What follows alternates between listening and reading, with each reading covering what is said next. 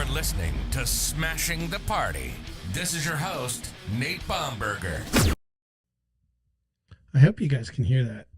I don't know, man. This is fucking my second time doing it. It's okay. I haven't been on the mic for a while, so I'm okay to do it again. I don't know if you heard the sound the first time. I'm hoping you hear the sound this time. Let me just see. I'm going to check it since I'm being a slacker. We don't care anymore, folks. We just keep going. If we fuck up, we just keep going. So I'm just going to see if I actually did a stream and see if this is fucking playing sound this time. Because I'm just going to get off my chest anyway. I just wanted to rant. So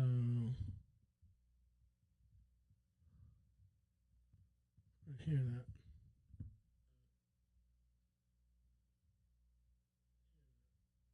Oh, yeah. There's sound. All right, cool. All right, so I don't know. I think I recorded one earlier that was the sound didn't work, so I'm just going to keep going because it's been a while. What time is it? It's 11:35, whatever. First hour was a fucking trial by run. Trial balloon. Listen, the last hour that I ranted silently, apparently, I wanted to just get on and talk about Democrats' problem, and the Democrat problem, I'm standing on I told you so mountain. I like to say I'm on I told you so mountain when I'm right, and I don't like to be up here looking down on the peasants as I am, but I'm on I told you so mountain because I believe that Joe Biden is a problem. His age is a problem, and it's hard to watch him on stage and have folks tell me that, this piss that's falling on my face is fucking rain. So I'm talking about the gaslighting the Democrats are trying to do and saying everything's fine with Joe Biden. It's not, and it's a problem. Now, because I was silent this last hour and you didn't get to hear my wonderful rant, I'm going to try to reproduce parts of it. Although, as you know, live, it's always best. So this is a rerun. But it's a non-starter to have Trump in office for me. For many reasons. Mostly because he's unmanageable. He doesn't follow the Constitution. He doesn't believe in the rule of law. He doesn't believe laws apply to him. He's argued as much in court. We've impeached him twice. He has a litany of crimes he's committed against the American people. He's a liar. We know he's a cheat. We know he's a fraud. We know he's charming. We know he only reacts to compliments. He does not take criticism from anybody. This is a toddler. This is a person that's fun at parties or, to have your kids play with, but not someone we put in the most powerful position on earth. We know, we've tried it. It's not like, oh, I wonder how it's going to be. So when I complain about Joe Biden, it's because, it's the truth. But to suggest that I'm going to vote for anyone else is completely ludicrous. It doesn't matter if they roll Biden in on a gurney and his two brain cells are pumping. If they tell me he's got a pulse and he's on the ballot, he gets my vote. And why am I saying that? Because his policies have been effective. They've been good. They've been good for America. Middle America has been benefit from a lot of the policies Joe Biden has passed. That's true. Jobs. Economy. Yes, inflation's out of control, but we know where that's coming from. We know it's corporate greed. We know that. We see their profits going up. Not the same time wages are going up. We know that. We know all this stuff. But somehow people think it's a good idea to put somebody who has no pattern of anything that coincides with any kind of legality or following any kind of rule of law other than their gut.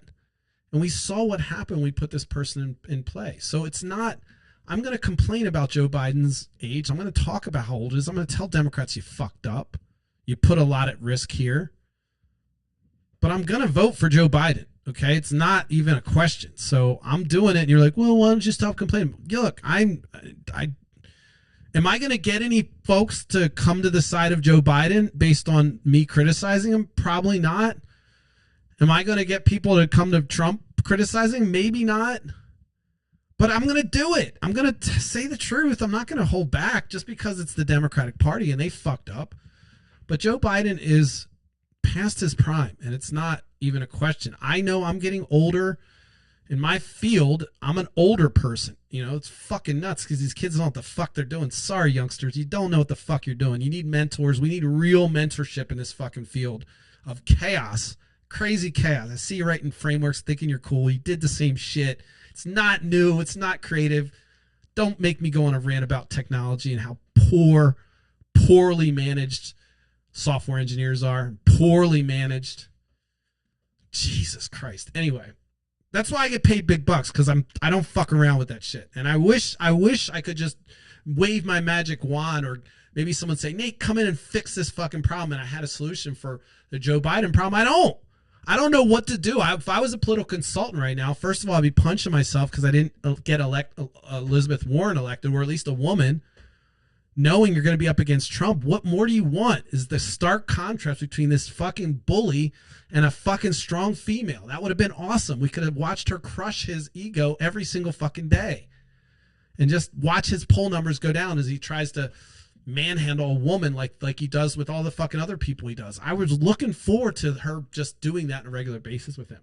So yeah, I'm bitter about Elizabeth Warren not winning. I know Bernie people are like, well, Elizabeth Warren, look, Bernie, I'm on your side on this one a little bit because I feel like both of us got the shaft from the party.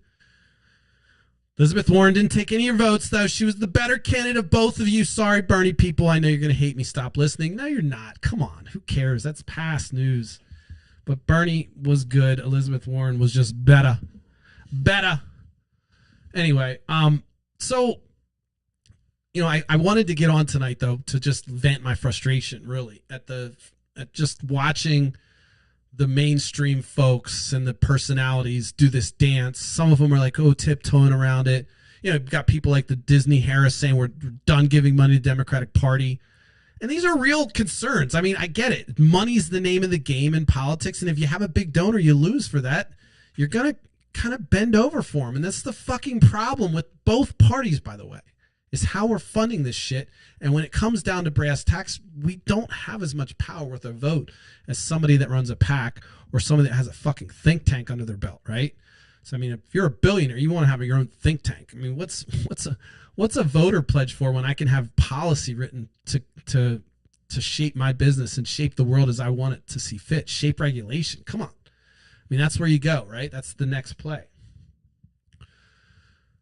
So I got on tonight, my first hour being silent. Hopefully you were good lip readers, but I mostly talked about the same thing, and that is that it's not an option for me whether I vote for Joe Biden or Trump. It's obviously going to be Joe Biden, but it's a fucking problem for the Democratic Party. And especially right now when you're trying to say, hey, we're the party of truth. We're the party that you can believe what you see. We'll stand by the facts. And then you're on TV telling us, oh, this guy's fine. Everything's good. No, it's not. It's not okay. Come up with something better. I don't care if it's Parkinson's, Alzheimer's, whatever. It's fine. People get old and you can say whatever about whatever. And maybe there's some fallout from it. But we get somebody else in there.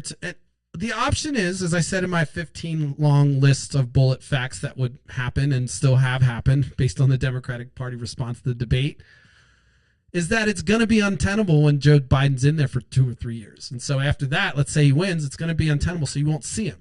That's okay. I'm okay with that.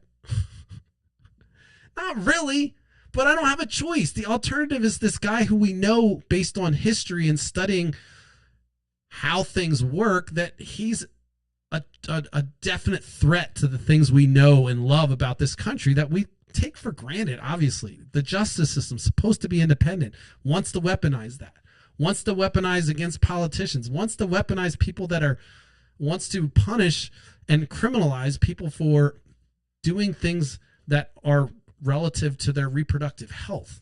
I mean, if you're a woman, this is a fucking attack on your existence, for Christ's sake. Roe v. Wade isn't just, oh, wow, we're just appeasing all the liberal freaks that want to fuck everyone. It's not even close to what it is. These are real medical issues. Abortions, it's not even something, I don't call it contraceptives. I call it a medical decision between a woman and her doctor that I don't know anything about or want to be a part of it.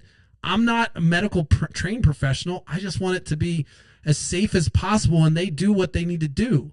I trust all the people in there are responsible adults. And if you don't think that, if that's why you think you're going to legislate, then that's fucking insane. So for me, it's a clear choice. It's a clear choice. And I'm not a woman, obviously. I'm past having kids. But to me, it's the autonomy that you're taking from somebody. What's next? What the fuck is next?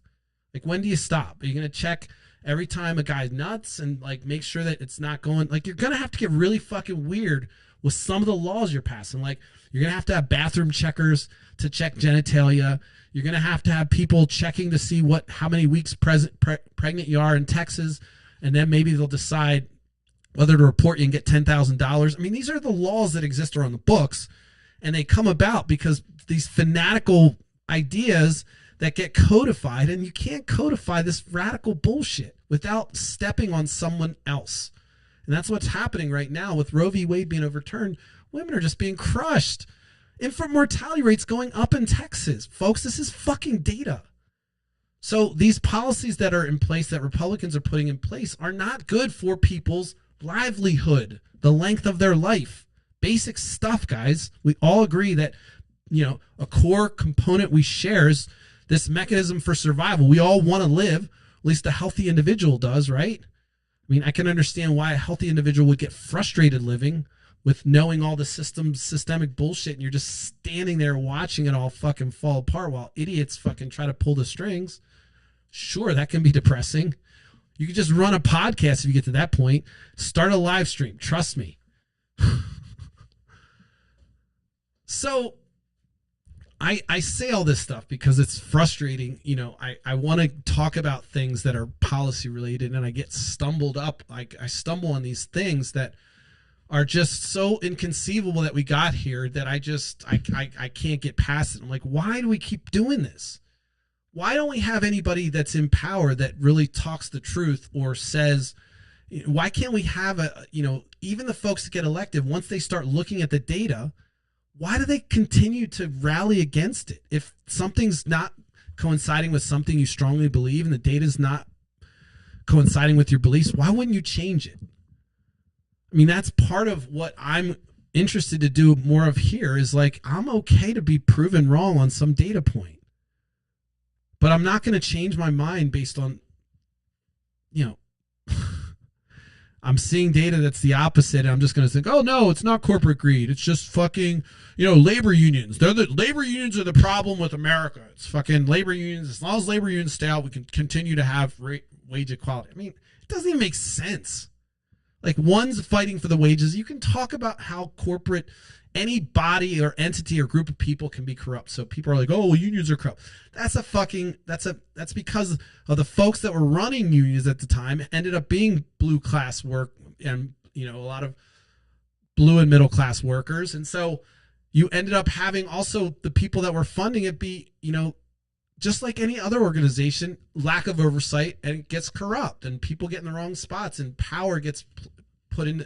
People that don't deserve the power get put in place. Just like any organization, you have to look at your leaders. You have to hold them accountable. You have to have as much transparency as possible, which is going to be looked at as bureaucracy, but it's to audit, it's to track, it's to keep people honest, it's to make sure that they're operating in the sunlight.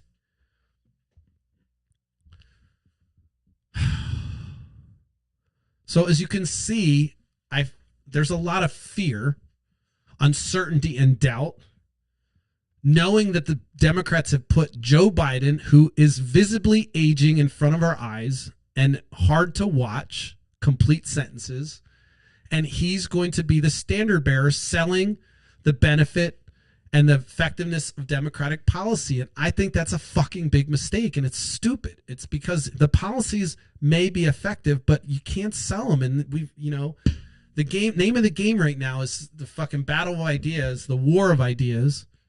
And it's a war. And, you got to be constantly pounding the social media and all this crazy shit, by the way.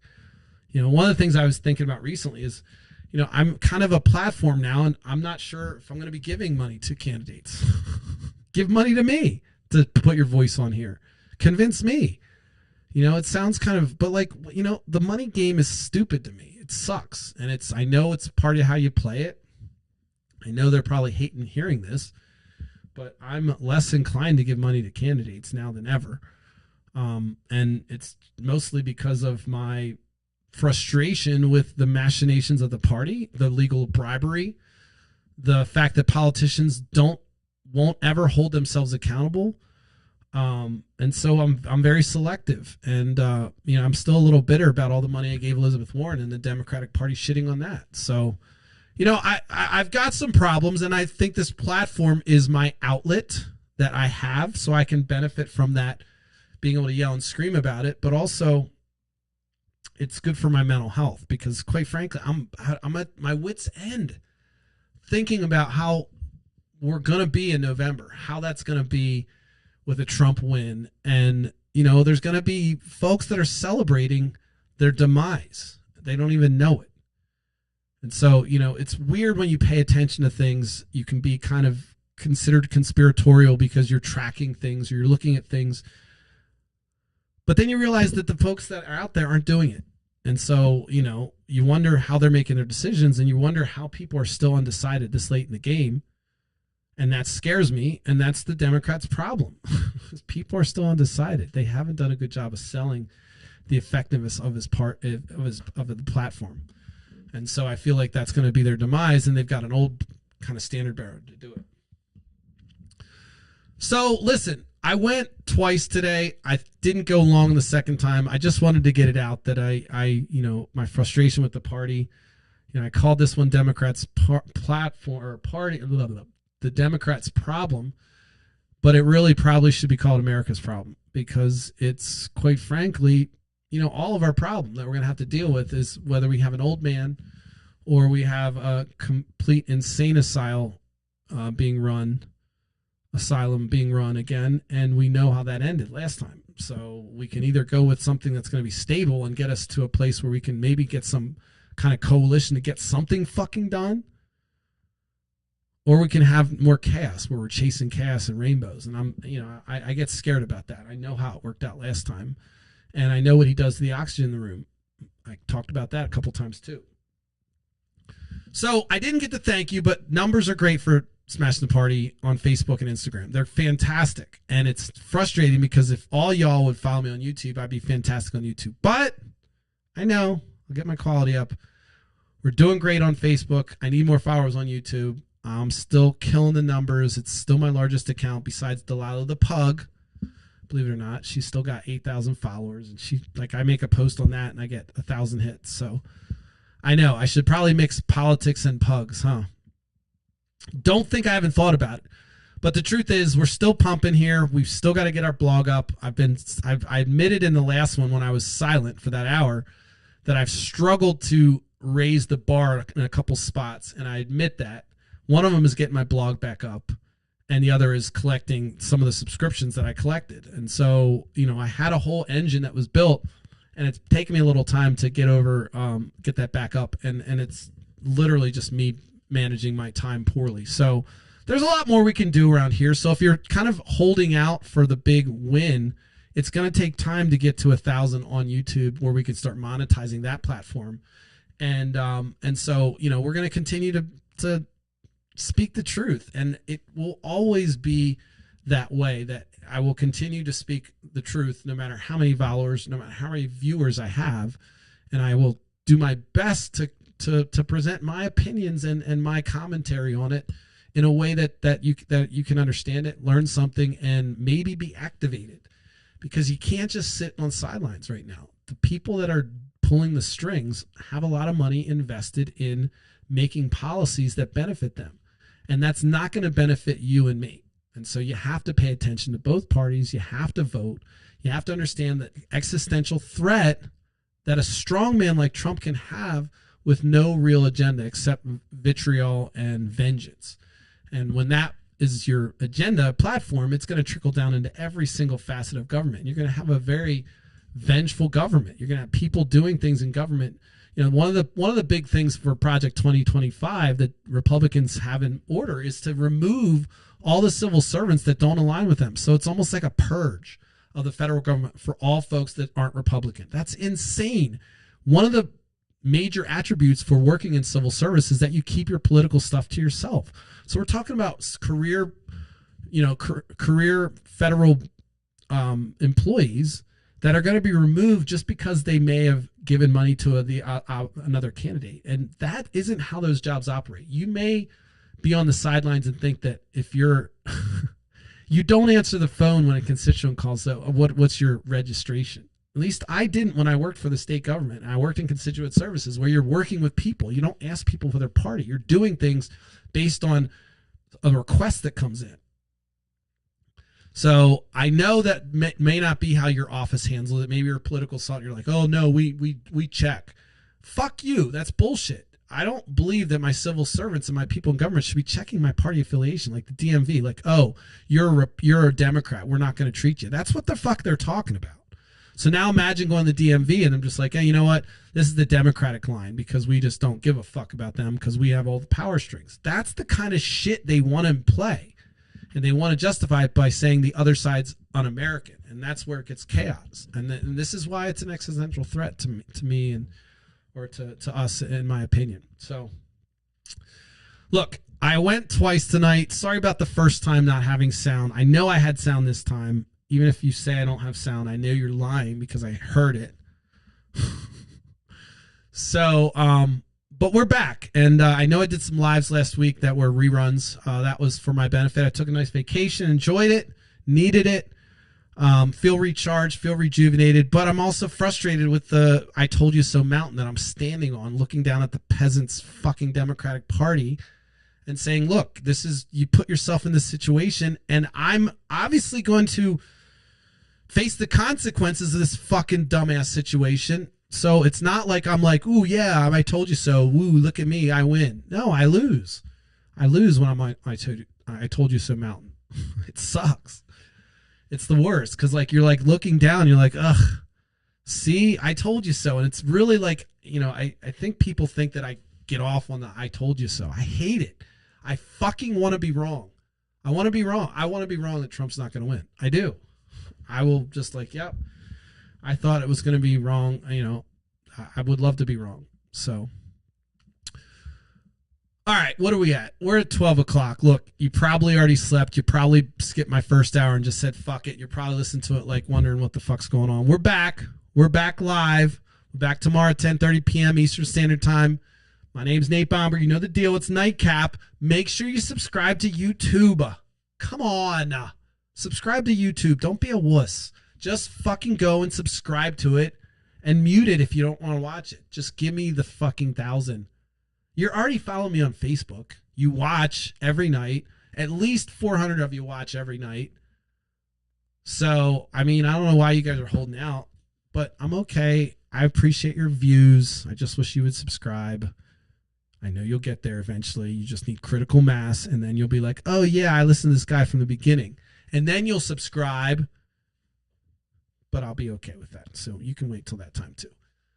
Make sure you check me out tomorrow, 10:30 p.m. Eastern Standard Time. I will definitely come with something of a script. I know I came in guns blazing tonight, mostly because of my frustration with the Democratic Party and their gaslighting of telling me that everything's going to be okay when I know there's no recovery for Joe Biden from this position.